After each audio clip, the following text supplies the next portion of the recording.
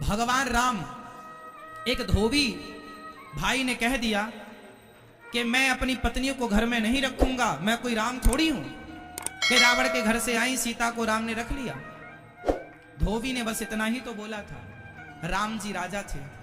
अब बताओ, क्या राम जी उस धोबी का मुंह बंद नहीं कर सकते थे? क्या राम जी उसे फांसी की सजा ना दे देते? अच्छा एक बात बताओ, धोबी ने कहा कि राम जी ने सीता को रख लिया, वो तो रावण के पास रह के आई है, पवित्र पता नहीं पवित्र है कि अपवित्र है, शुद्ध है कि अशुद्ध है। बताओ, सीता पर लांछन लगा रहा है ये। राम जी चाहते तो धोबी को फांसी पर लटका देते। जरा एक विचार करो, उत्तर देना मेरे सवाल का, मेरे प्रश्न का। यदि राम जी उस धोबी के इस प्रकार आरोप लगाने पर यदि राम जी उस धोबी को फांसी की सजा देते तो समाज में अच्छा मैसेज जाता या गलत मैसेज जाता? यदि राम जी धोबी को मृत्यु दंड देते कि तूने मेरी पत्नी पर आरोप क्यों लगाया, तूने मेरी पत्नी को सीता को गलत क्यों तूने बोला, मेरी पत्नी तो शुद्ध है, मुझे तो दिक्कत नहीं है, तू कौन होता है? यदि राम जी उसे फांसी पर लटका देते तो बताओ तब राम जी सही होते या गलत होते? उत्तर दो।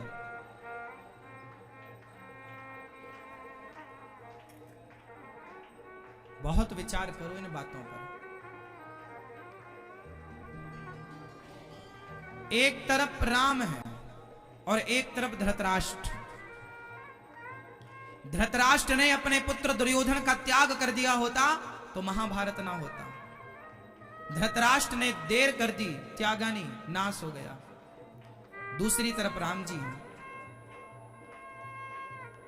एक धृतराष्ट्र है जिस धृतराष्ट्र के सामने खुद की बहू द्रौपदी कह रही है न्याय दो, मेरी साड़ी उतारी जा रही है, क्या मेरे इस अन्याय पर आप सब चुपचाप तमाशा देखेंगे? पितामह गुरु द्रोणाचार्य महाराज, आप धृतराष्ट्र जी, आप मेरे ससुर भी हैं और आप मेरे राजा भी हैं। राजा, हम प्रजा हैं आपकी, न्याय दो न्याय। लेकिन साड़ी खिंचती रही और द्रौपदी को न्याय किसी ने नहीं दिया।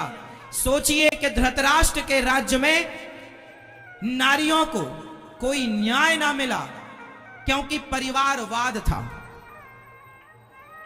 क्योंकि परिवारवाद था कि मेरा दुर्योधन, मेरा दुर्योधन, मेरा दुशासन, मेरा दुशासन। परिवारवाद यही तो था। धृतराष्ट्र की आंखों में पुत्र मोह ही तो था। हाँ या ना? बोलो। एक तरफ पुत्र मोह था और खुद की बहू को न्याय ना दे पाए, और धन्य है राम के परिवार का मोह त्याग कर एक धोबी को न्याय दिया। यदि तू कहता है भैया तो मैं प्रजा के साथ हूं। धृतराष्ट्र प्रजा के साथ नहीं थे तो द्रौपदी को न्याय क्यों नहीं दिया? राम प्रजा के साथ थे कि प्रजा, यदि राम जी धोबी को फांसी की सजा दे देते तो राम जी पर आरोप लग जाता, वाह सही तो कहा था धोबी ने, तभी तो इन्होंने फांसी पर चढ़ा दिया। इन्हें बहुत बुरा लग गया कि मेरी पत्नी को भाई गलत होंगी, तब तो राम जी ने फांसी पर चढ़ा दिया। यदि धोबी को फांसी पर चढ़ा देते तो सचमुच जमाना सीता मां के चरित्र को, अभी तो आरोप लगा था, धोबी को फांसी पर लटकाते तो वो आरोप सत्य हो जाता, वो आरोप सिद्ध हो जाता। हाँ या ना? इस पर विचार करके बताओ मुझे। यदि धोबी को राम जी दंडित करते या धोबी के मुंह को बंद करते तो सीता मैया पर जो आरोप लगा था वो आरोप बिल्कुल सच्चा हो जाता। हाँ या ना? लोग क्या क्या, अच्छा ये तो मुंह बंद करा रहे हैं, ये तो धोबी को मारना चाहते हैं, लगता है सीता गलत है इसलिए तो ये मुंह बंद करा रहे हैं, इसलिए तो फांसी पर लटका दिया। फिर माता सीता जो गंगा की तरह पवित्र हैं, उन पर आरोप, उन पर अभी तो केवल आरोप लगा था, फिर वो आरोप सिद्ध हो जाता। हाँ या ना? तो सीता मैया को राम जी ने वनवास भेजकर सही किया या गलत किया? अब ये उत्तर दो। राम जी ने सीता मैया को वनवास भेजकर, महर्षि संतों के आश्रम में भेजकर, महर्षि वाल्मीकि जी के आश्रम में भेजकर राम जी ने सही किया या गलत किया? उत्तर दो जोर से। सही था या गलत था? सही। कितने लोग सही मानते हैं? अब नीचे हाथ। कितने लोग गलत मानते हैं कि राम जी ने गलत किया? आप गलत मानते हो भैया? चलो मैं थोड़ी देर के लिए आपकी बात से सहमत होता। यदि राम जी सीता मैया को वनवास ना भेजते, अपने पास रखते, और धोबी जैसे तमाम पूरी प्रजा कहती कि सीता माँ तो अपवित्र हैं, रावण के घर में रहकर आई हैं, तो बताओ समाज के इस अपमान के बीच में क्या सीता माँ को रखना सही था? कीचड़ लग जाए तो कीचड़ को लगे रहने दें या साफ करें? बताओ मेरी मां, कीचड़ लग जाए तो उसे लगे रहने दें या साफ करें? तो सीता मां पर जो कीचड़ उछाला गया, उस कीचड़ को साफ कैसे किया जाता? यदि राम जी वनवास ना भेजते तो क्या राम जी के साथ में रहते रहते सीता मां का कीचड़, राम जी खूब कहते ना मेरी सीता गलत है, कौन राम जी की बात मानता? बोलो, राम जी को तो डाउट था ही नहीं। राम जी को सीता मैया पर संदेह होता तो जिस दिन रावण के घर से आई उसी दिन राम जी निकाल देते सीता मैया को कि तुम अपवित्र हो। फिर सीता मैया गर्भवती हो गई। इसका मतलब राम को संदेह नहीं था। राम जी खूब कहते कि मेरी सीता पवित्र है, पवित्र है, पवित्र है, कौन मानता? लेकिन सीता मैया पर जब कीचड़ उछाला और वो वनवास गई और लव कुश को जन्म दिया, और तब वाल्मीकि जी आए और वाल्मीकि जी ने बोला भाई सुनो, राजा की बात लोग सही नहीं मानते, लेकिन जो प्रतिष्ठित संत ऋषि हैं उन ऋषियों की बात समाज सत्य मानती है। तो महर्षि वाल्मीकि जी ने कहा कि ये पवित्र हैं, और अंतिम प्रमाण माता सीता ने खुद दिया। सोचो कि जिस दिन सीता मैया पर आरोप लगा, यदि उसी दिन सीता मैया अपना प्रमाण देती कि हे पृथ्वी मां, यदि मैं पवित्र हूं तो मुझे गोद में रख लो, तो सीता मैया तो पवित्रता का प्रमाण देकर चली जाती, फिर लवकुश कैसे आते? तो लवकुश भी आए, इसलिए महर्षि वाल्मीकि जी, लवकुश भी पढ़ लिख जाएं, इसलिए महर्षि वाल्मीकि जी, इतने राम जी जितने बलवान थे उनसे ज्यादा हर मां चाहती है कि मेरे पति से मेरा बेटा आगे निकले, मतलब बाप से बेटा आगे जाए, बाप से बेटा। और लवकुश इतने तैयार हुए कि हनुमान जी को मूर्छित कर दिया, भरत जी को मूर्छित कर दिया, युद्ध में लक्ष्मण जी को हरा दिया। सीता मैया का सपना था कि मेरे बच्चे मेरे प्रभु से, हर मां चाहती है कि मेरे बच्चे मेरे पति से आगे जाए, मतलब हर बाप चाहता है कि मेरे बेटा मेरे से आगे जाए। अब जरा इस पर विचार तो करो कि माता सीता को राम जी वनवास ना भेजते और सीता मैया वही अग्नि परीक्षा देती तो परीक्षा देकर पास तो हो जाती, फिर लवकुश जल जाते साथ में। इसलिए लवकुश भी हुए। महर्षि वाल्मीकि जी ने आकर कहा कि ये पवित्र हैं। अंत में सीता मैया ने कहा कि ये पुत्र प्रभु आपके हैं, बेटा बाप को सौंप दिया, बेटा पति को सौंप दिया। मैया सीता ने पत्नी का धर्म पूरा किया और अब समाज को अपनी पवित्रता का प्रमाण देने के लिए चली। यदि गर्भवती ना होती ना सीता मैया तो उसी दिन प्रमाण देती, पर सीता मैया की मजबूरी थी कि जब सीता मैया पर आरोप लगा उस समय वो गर्भवती थी, और गर्भवती थी और उस समय यदि वो चली जाती अग्नि में या पृथ्वी में समा जाती तो फिर बच्चों का क्या होता, उनकी क्या गलती थी। इसलिए सीता मैया का जो, देखो मेरी मां, शास्त्रों पर बहुत विचार करना पड़ता है, गहराई से समझना पड़ता है।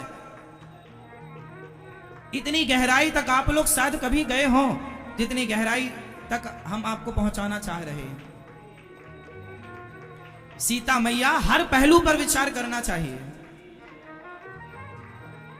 सीता मैया वनवास गई, अंत में पृथ्वी मां से कहा, हे मां यदि मैं पवित्र हूं तो पृथ्वी मां मुझे अपनी गोद में स्थान दो। पृथ्वी मां फटी, मां प्रकट हुई विमान लेकर, सीता मैया बैठी और पृथ्वी में समा गई। ये सीता मैया की लीला पूरी हुई। इससे क्या हुआ? इससे यह हुआ कि लवकुश भी बच गए और सीता मैया की शुद्धि का प्रमाण भी समाज को मिल गया। यदि राम जी ने धोबी को फांसी पर लटका दिया होता तो आज तक दुनिया सीता मां पर उंगली उठाती कि जी ठीक तो कहा था उसने, राम जी ने मरवा दिया फिर धोबी को, ऐसा आरोप लगता राम जी पर।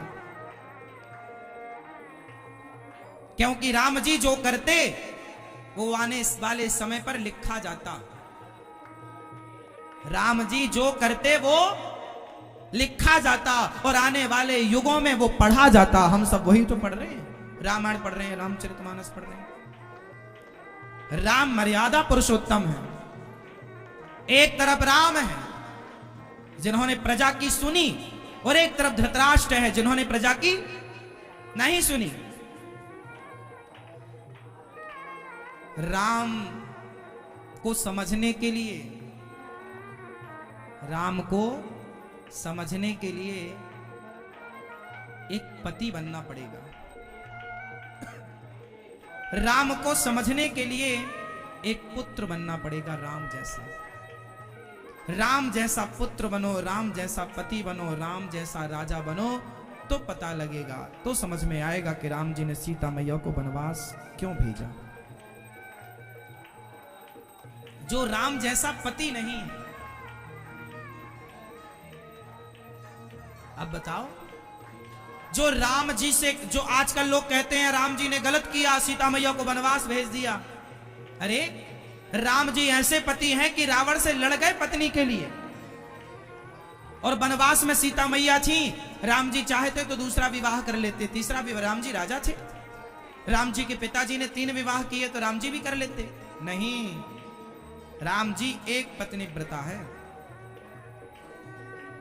यज्ञ किया तो सोने की सीता बना ली, पर दूसरा विवाह नहीं किया। ऐसे मर्यादा पुरुषोत्तम राम, उनके जीवन में उनका 13,000 वर्ष का कार्यकाल था, लेकिन उन 13,000 वर्षों में राम जी पर कोई उंगली नहीं उठा सकता। उठाने वाला अज्ञानी है, तो उस अज्ञान को मैं क्या करूं। राम को समझने की कसर है, कसर मतलब देर है। राम को समझने की देर है बस। अच्छा ये बताओ, आप लोग कैसा पति चाहती हो, रावण जैसा या राम जैसा?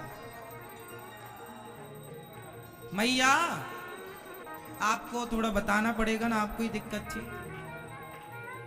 कैसा पति चाहती हो? अभी तो आप कह रही थी राम जी गलत थे, सीता मैया को वनवास भेज दिया। तुम्हारा पति तुम्हें ना भेजेगा, चिंता ना करो।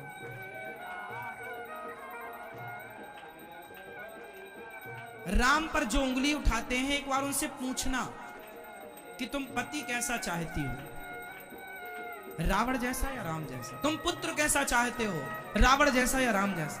तुम भाई कैसा चाहते हो, रावण जैसा या राम जैसा?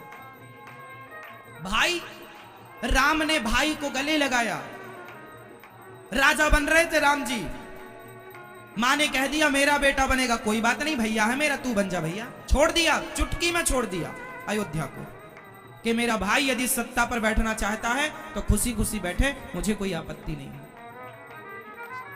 आज के जमाने में कोई 1 इंच जमीन नहीं छोड़ता, मर्डर हो जाता है, और राम जी ने अयोध्या छोड़ दी भाई के लिए। और एक भाई ये रावण है जो अपने भाई विभीषण को लात मारता है, निकल लंका से, निकाल दिया लात मार के। एक तरफ उसी युग में उसी समय पर एक भाई रावण जैसा था और एक भाई राम जैसा था। फिर भी तुम्हें राम पर ही यदि दोष नजर आए, इसलिए राम जैसा पति, राम जैसा पुत्र, राम जैसा भाई, राम जैसा राजा,